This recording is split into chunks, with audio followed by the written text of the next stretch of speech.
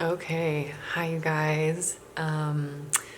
Welcome back to the Say Kill Say YouTube channel and podcast, where today I'm going to be sharing with you guys an update on my ketamine journey. So last Thursday, was the day that I did my last ketamine session, and that would have been my third of 8. And I just wanted to share with you guys how I feel like I've changed so far. Do I feel like it's working? Things that are coming up, things like that, okay? So in my previous videos, I really shared with you guys how it's really just opened me up in the sense of I'm able to look at things in my life, thought patterns, behaviors, memories, things like that have really bothered me in the past, and I feel like I've really been able to look at them with such no emotional charge. But now I want to talk to you guys about how there's things in my life that have been coming up that it's interesting, because in my last ketamine video I was experiencing this, but I almost hadn't fully acknowledged it. I knew that these emotions were going on for me, but I just was having such a hard time coming to the terms with the fact that I was having them, and I just didn't know what it was. But now I feel like I'm at the point where I'm not afraid to talk about those things, and I feel like it's just a lot of emotional relationship trauma that has been coming up for me. Don't get me wrong, I've never been physically abused, thank God, but a lot of emotional abuse in my previous relationships, and especially growing up as a child, and not from my mom or my dad, but just from I was bullied a lot as a kid. I had problems with my step siblings. I had problems with my step parents, stuff like that, and it translates a lot over into my physical relationship, or it has translated over into my physical relationship. It's bled over a lot into my physical relationship with Connor, and just it's hard to even put it into words, but the ketamine has taken emotions and feelings and ways of thinking that I've had about being in a relationship and feeling secure and safe, not just in a relationship, but with myself. It has brought all that up to the surface. And while now I'm on the other side of it, I'm really glad that it did, it was really painful. And maybe you're what the hell are you talking about? It really came down to a lot of me just feeling Connor didn't love me anymore. And it was interesting because I would tell him that, and we actually had that conversation several times, and it was never when we would talk about it, he would be babe, nothing's changed on my end. If you look at things in reality, I haven't done anything different. I'm not talking to you any different. Everything is the same. And you felt like you were loved before. So what's different now? He's because everything's the same on my end. And that was a really big moment for me. We were laying in bed and he had said that to me, and I was just whoa, this is me. This is an insecurity within me. This isn't because he's not showing his love. It's because literally I'm so hard on myself. I beat myself up so much. I pick myself apart that I've been looking to him to hey.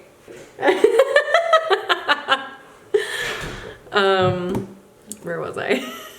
Oh, I was just picking myself apart so much, being so hard on myself.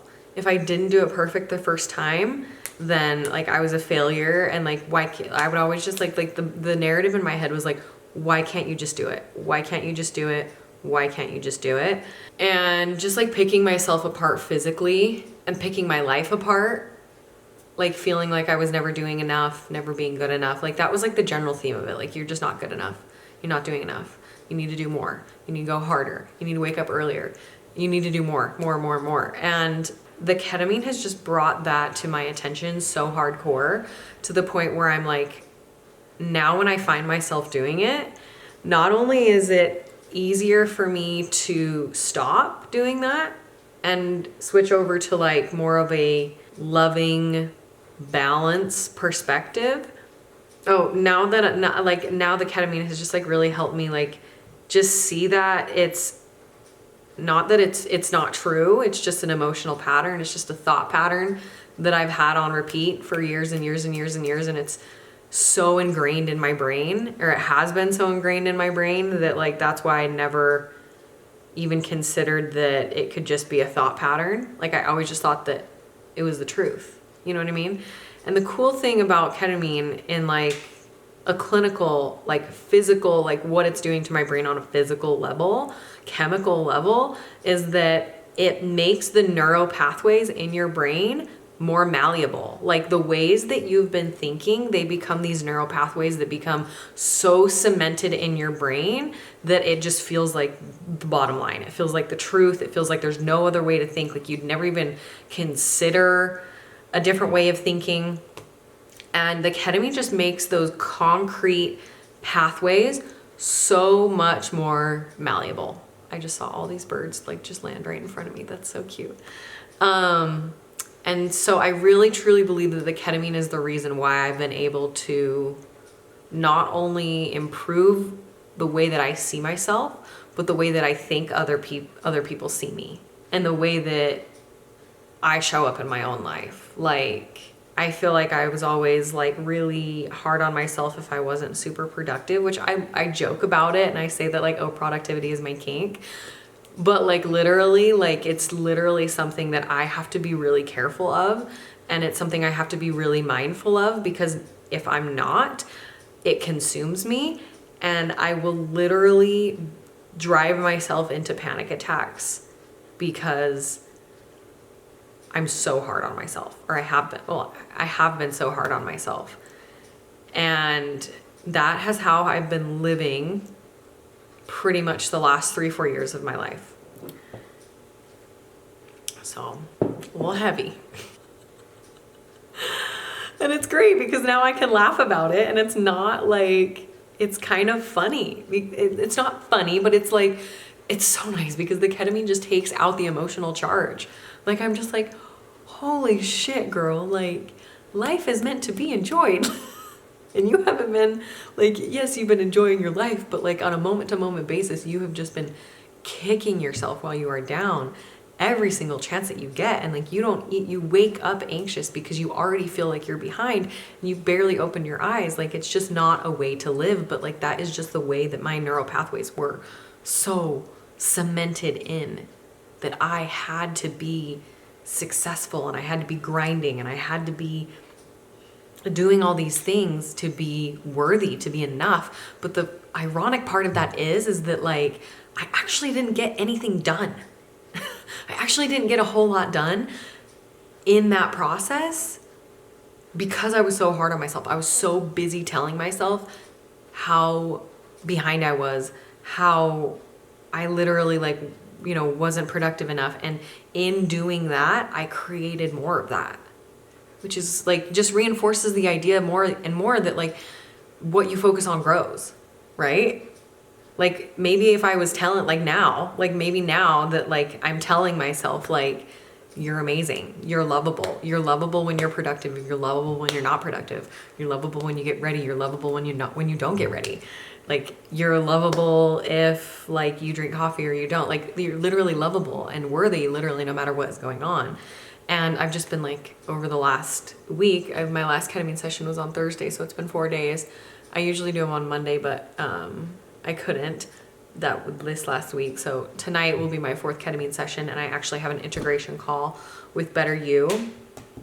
So it's just like very aligned because I feel like this video that I'm making right now is really also helping me integrate it, and I'll have a better idea how to go about that with my integration coach. Anyways, so yeah, it's actually in my last session, it was the most I've ever taken. I'm now at my full dose of 400 milligrams.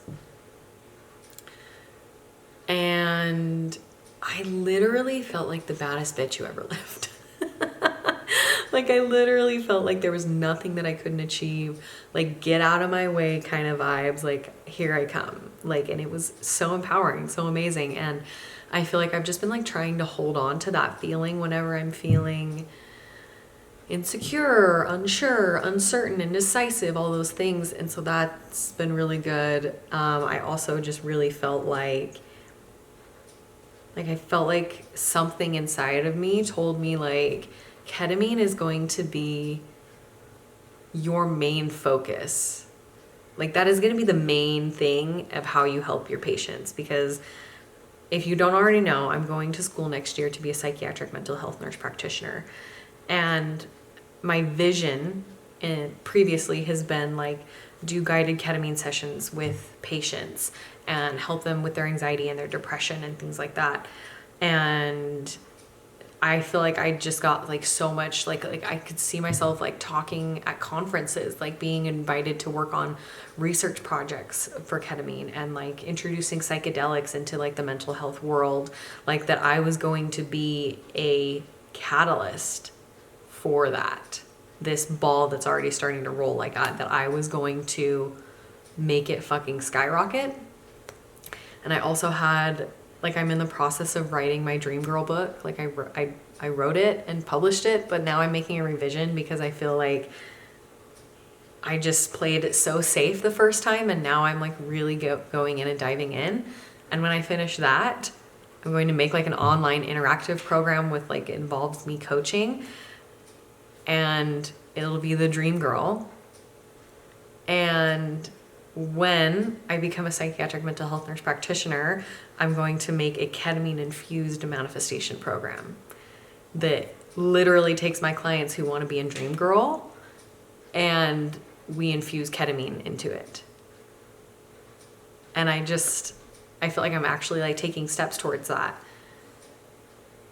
And it's amazing. So if you guys are on the fence about trying ketamine, I highly recommend it. Like go do it, because if you have anxiety, depression, I even heard like OCD, bipolar, like all like any mental health condition, like ketamine can help you because it takes the emotional charge out of things that are holding you back from like moving forward and having what you want.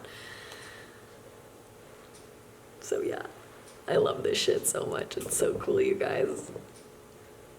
If you've ever taken shrooms, like full disclosure, like if you've ever taken mushrooms, like psychedelic mushrooms, it's a lot like that, but it's more on like, it's more controlled. And I know that like a lot of people are like, oh, I don't want to take mushrooms because like I've had a bad trip. Same.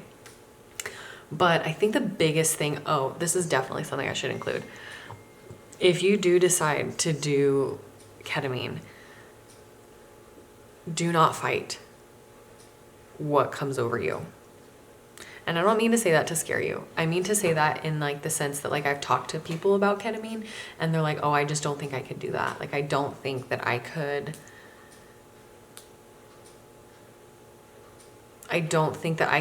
like deal with feeling so out of control. And I was like, that's literally the point, is like letting go of control, letting the medicine do its job, letting go of control of and just enjoying it and seeing what comes up. Because I think the biggest thing that people struggle with, I know that I have before too, is that like just letting go of control.